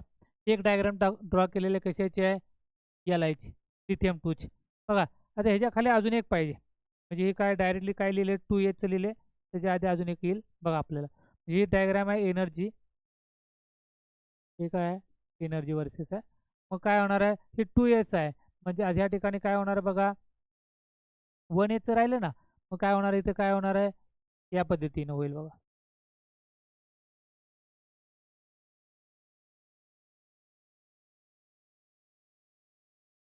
इथं काय आलं सिग्मा 1s आणि इथं काय आलं सिग्मा स्टार 1s. इथं कसं आहे 2s आणि 2 सिग्मा स्टार 2s आहे. ह्याच्यामध्ये लिथियमचे पहिल्यामध्ये काय आहेत 1s2 आणि 2s2 आहे 1s2. म्हणजे इथं काय आले 2 इलेक्ट्रॉन आले, इथले 2 इलेक्ट्रॉन, इथले 2 इलेक्ट्रॉन, ह्याच्यातले एक असं करत हे इलेक्ट्रॉन तयार झाले. बॉन्डिंगमध्ये किती आले त्यानुसार तुम्हाला काय कॅल्क्युलेट करायला सांगितले जाते तर बॉन्ड ऑर्डर कॅल्क्युलेट करायला सांगितले जाते. काय कॅल्क्युलेट करायला सांगितले जाते बॉन्ड ऑर्डर. आपण पुढच्या बघू याच्यामध्ये.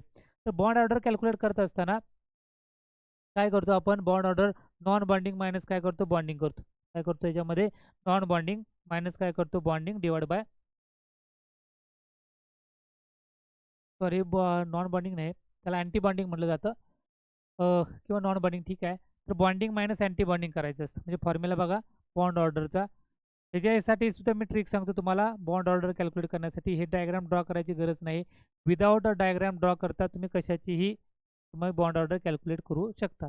बॉन्ड ऑर्डर म्हणजे काय तर बॉन्डिंग ऑर्बिटल काय NB मायनस काय NA divide by 2. Bonding orbital minus anti bonding orbital divide by 2. आता बॉन्डिंग किती मिळाले बघा इथं 2 + 2 किती मिळाले आपल्याला 4 मिळाले.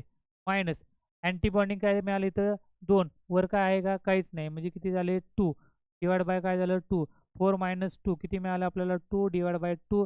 म्हणजे किती बॉन्ड ऑर्डर मिळाले आपल्याला 1 मिळाले. किती बॉन्ड ऑर्डर मिळाले आपल्याला 1. म्हणजे कशाची कॅल्क्युलेट केली आपण याला 2ची बॉन्ड ऑर्डर काय केली कॅल्क्युलेट केली तर किती मिळाले आपल्याला 1 मिळाले इलेक्ट्रॉनिक कॉम्पिटिशननुसार. पण हे डायग्राम ड्रॉ न करता देखील मी तुम्हाला याची ट्रिक सांगेन तुम्हाला कशी लक्षात ठेवायचे. फक्त ॲटॉमिक नंबर आपल्याला माहीत असले पाहिजे. ॲटॉमिक नंबर माहीत असेल तर आपण कशाचीही बॉन्ड ऑर्डर आपण एका सेकंदामध्ये कॅल्क्युलेट करू शकतो. त्याच्या ट्रिक्स आहेत जे आपण क्वेश्चन सॉल्व्ह करणार आहोत त्यावेळी ते तुम्हाला ट्रिक्स सांगेन. ओके यामध्ये तुम्हाला डायपोल मुवमेंट काय करायचं लक्षात ठेवायचे आहेत.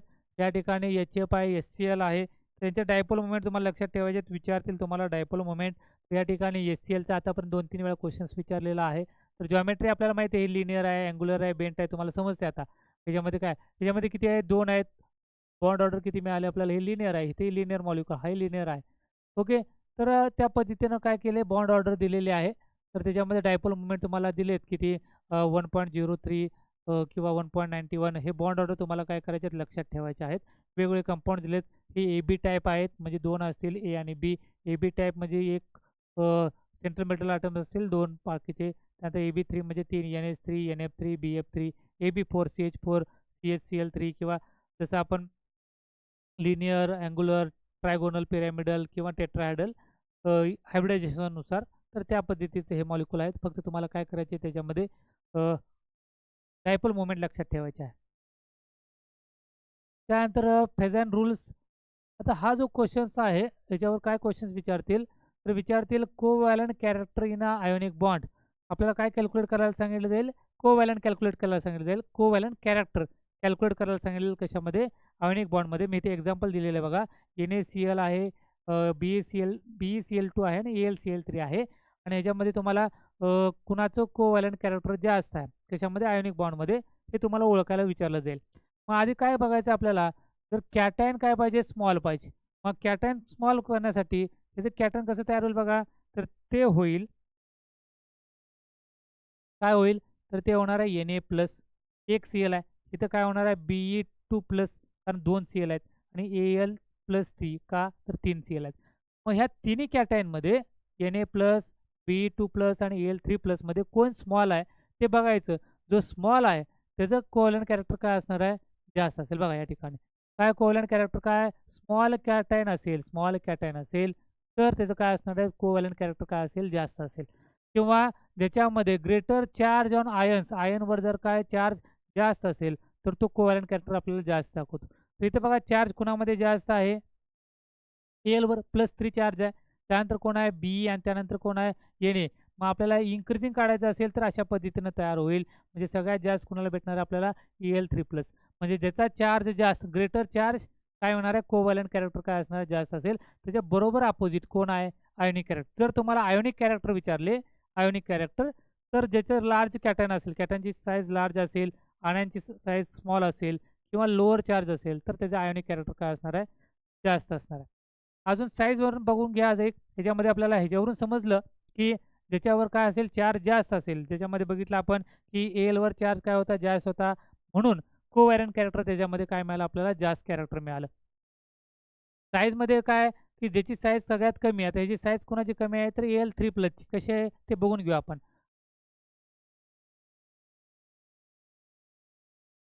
काय दिलेलं आहे, Al काय दिलेलं आहे, 3+. ॲटॉमिक नंबर Alचा किती आहे, तर ते आहे 13. किती आहे, 13. याचा अर्थ प्रोटॉन किती असणार आहे, 13. आता 3+ केले, 3+ Al3+, याचा अर्थ प्लस चार्ज कधी, इलेक्ट्रॉन दिल्यानंतर. किती इलेक्ट्रॉन दिले, 3. म्हणजे काय गेलं, 13 - 3 म्हणजे किती मिळालं आपल्याला, 10 मिळालं. त्यानंतर कोण आहे, Be3+, Be2+ आहे, किती आहे बीचा, बेरिलियम दिले ना त्यांनी.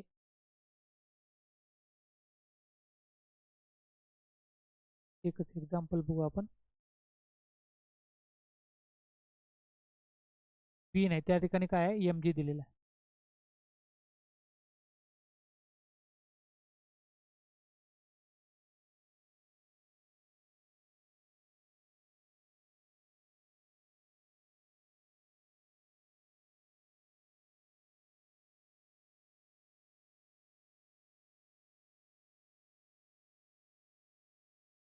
Mg बघा, Mg म्हणजे किती आहे, ॲटॉमिक नंबर त्याचा 12.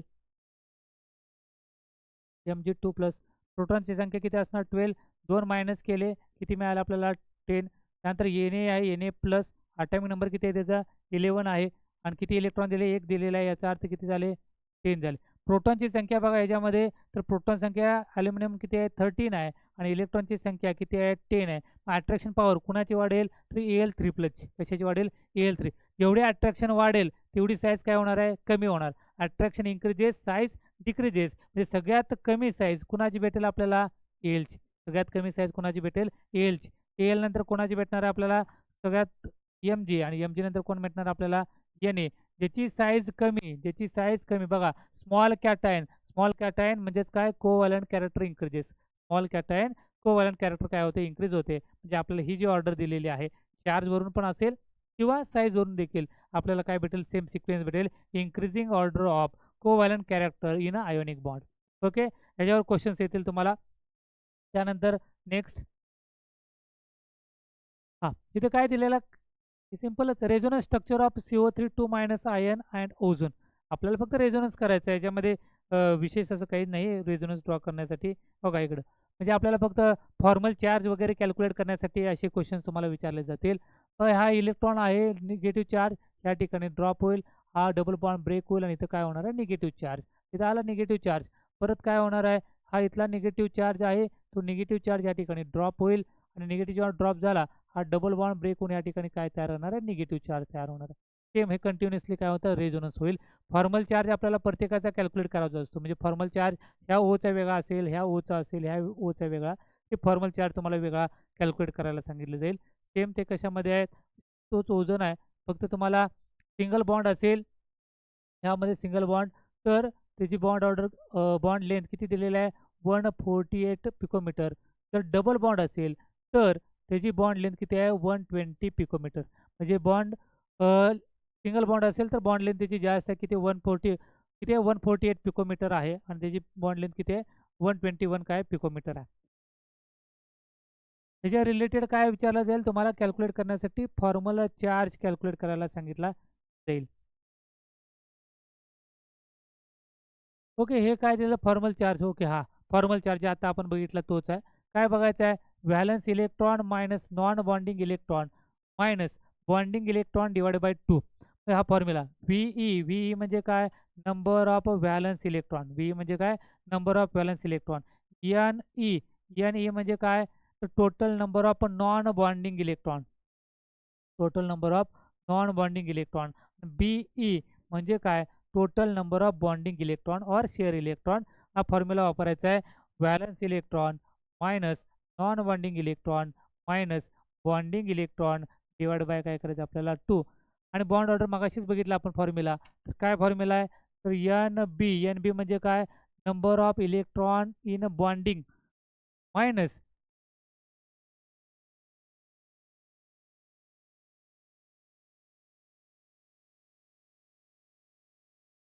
काय करायचं आपल्याला, इलेक्ट्रॉन कशामधला बॉन्डिंग मायनस काय करायचं आहे anti bonding, bonding minus anti bonding divided by काय करायचं आपल्याला 2.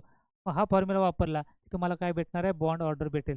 पण मग अशी सांगितलं तुम्हाला बॉन्ड ऑर्डर भेटण्यासाठी तुम्हाला यमो डायग्राम ड्रॉ करावी लागेल, आणि मग हा फॉर्म्युला बॉन्डिंगमध्ये किती आहेत अँटी बॉन्डिंगमध्ये किती आहेत ते कॅल्क्युलेट करून तुम्हाला काय करावं लागेल, सॉल्व्ह करावं लागेल. त्याच्यापेक्षा मी तुम्हाला काय सांगितलं, एक सिम्पल ट्रिक्स आहे, ते सिम्पल ट्रिक्स जर तुम्ही सॉल्व्ह केली तर डायरेक्ट लिहून जाईल. पण मी ट्रिक्स आताच सांगतो बघा. स्टार्ट करायचं कुठून, 8 पासून. कितीपासून 8 पासून, 8 9 10 11 12 13 14.